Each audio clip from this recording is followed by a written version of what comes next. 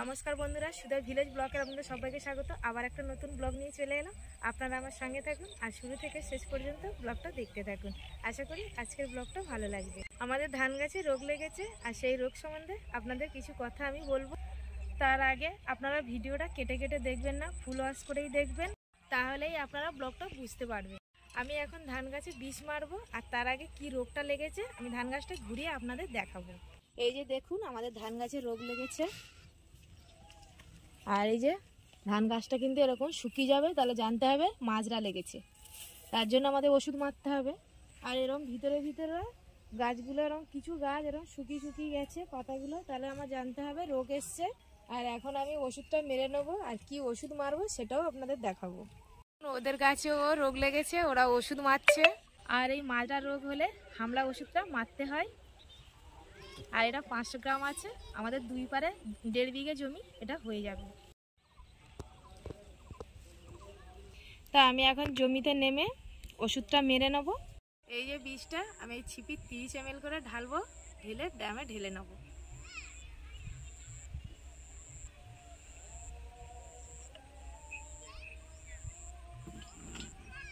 আর এই বীজটাই আমি 3 বারই মারবো, 1 সপ্তাহ পর পর।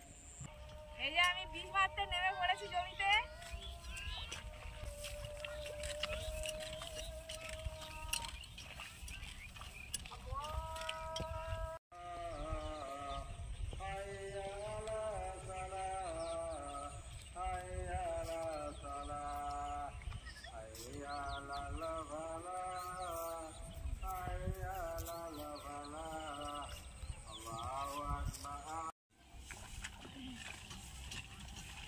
সোনার বাবা মারে, সোনার বাবা নেই বলে আমি মারছি, আর আমি এমনিতে মারতে পারি। এই জমিটা মারবো, পরের জমিটা মারবো।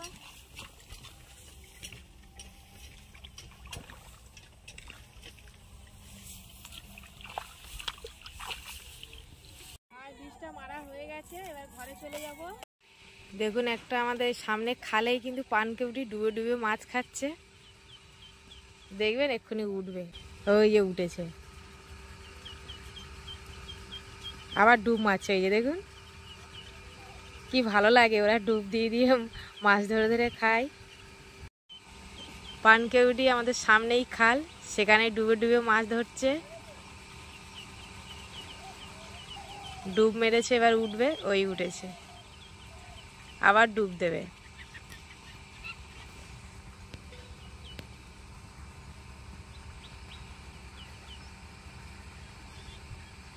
ওই ডুব দিয়ে উঠেছে। এই দিকটা মাছ খেতে খেতে আবার এইদিকে চলে এসছে, ও ডুব দিয়েছে, আবার উঠবে।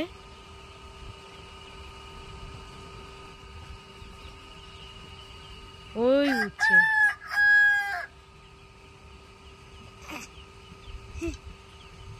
আবার ডুব দিয়েছে।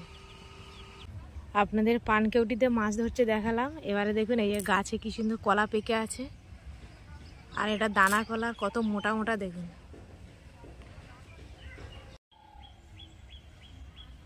আমি ধানে ওষুধ মেরে ঘরে চলে এসেছি আর ফ্রেশ হয়ে নিয়েছি।